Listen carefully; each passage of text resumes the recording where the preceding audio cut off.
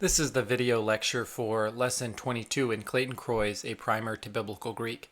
In this lesson, we will discuss liquid verbs, reciprocal pronouns, and possessive adjectives.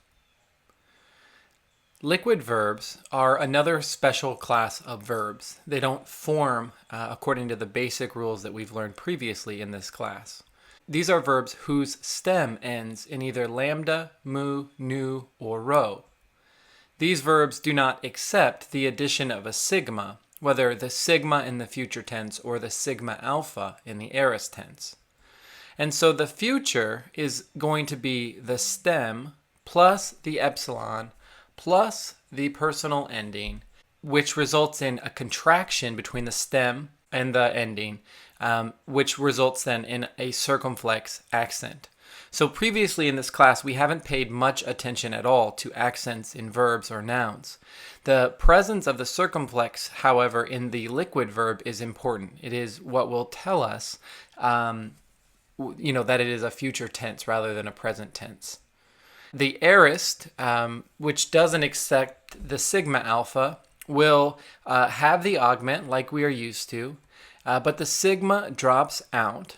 And the stem vowel is lengthened. The vowel in the stem is lengthened. That's our basic rule for liquid verbs. So generally, the strategy here is to continue to recognize the endings that we're used to get the person and number, and then to be on the lookout for a circumflex accent, which is that squiggly line over the vowel, and then use a dictionary or a glossary wisely. Those are our sort of basic strategies. Unfortunately, there are other weird things about these verbs, and so, as I've mentioned before, these last chapters in Croy are sort of telling us about exceptions and introducing us to exceptions. Here is the future active indicative of a liquid verb, meno. And so you'll see that there is a circumflex throughout. I've tried to put that in the brown font to indicate the future tense. But then the endings look very similar to what we would recognize in the present active indicative. So meno, menes, mene, menumen, menete, menusin. And so it's really only those accents over those vowels, the circumflex, that indicate that we have the future active indicative and not the present active indicative. Here are the future middle indicative forms. Once again, I've tried to indicate those markers of the future tense with the brown font. You'll see the circumflex in every case, but the first person plural. And the result of the contraction gives you the omicron upsilon in the first person singular, the first person plural, and the third person plural. So menumai, mene, menetai, menumetha, meneste, menuntai. Here are the aorist active indicative forms of that liquid verb meno. And you can see with the brown font, I have highlighted those markers of the aorist. First of all, there is the augment there in front of the stem. And then you'll see the lengthening there in the stem of the verb. Rather than having simply the epsilon, you'll see that we have the epsilon iota. And so I've tried to highlight that iota in the brown font to indicate this is the sort of lengthening that happens as a result of meno not taking the sigma alpha for the aorist. But then after that, you'll see that the endings are very similar to what we would expect for aorist active indicative verbs. All right, the second topic of this lecture are reciprocal pronouns. Reciprocal pronouns denote mutual interaction among members of a plural subject. So that means there are only going to be a few forms of those, only plural subjects, and because it is interaction among members, they will never be in the nominative form. So really we have three basic forms of reciprocal pronouns. Allelon, which means of one another or each other. Allelois, which means to or for one another or to or for each other. And then allelus, one another or each other. And so I would recommend just adding these three forms to your vocabulary list so that you get used to translating them and seeing them regularly. Here is an example. estiomen artan met alelon. And so you see the verb estiomen is we eat bread, and then with one another. There is a reciprocal relationship between the we involved in the subject. Finally, there are possessive adjectives in Greek.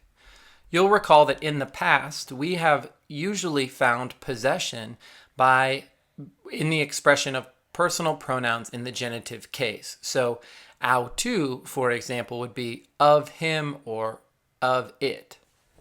There are different possessive adjectives for first and second person, and these are known as possessive adjectives. So they are amos, my, sas, your, singular, hemeteros, our, and humeteros, you, your, plural. And so these forms are declined according to first and second declension nouns. Remember, adjectives can be in any case, in any number, and any gender, depending on what they're modifying. And so like all adjectives, they will agree in number, case, and gender with the noun that they modify. Okay, so for the practice and review exercise, I've selected number 3 because it provides some of the most examples for review. Krene ha theas, hekastan hemon, ente hemera te eskate. Ophelomen aun polakis parakalen alelus. And so, as I did in a previous lecture, what I'd like to do in this review is just to point out those new or recent materials that we have learned. So you'll see the liquid verb here, krine. Again, this is from krino. It is a verb whose stem ends in nu, which makes it a liquid verb. And so you'll notice the circumflex over the iota. And so we would parse that as future active indicative third singular. Next, there is one contract verb which we learned in a previous lesson. You'll see it's the infinitive form parakalein.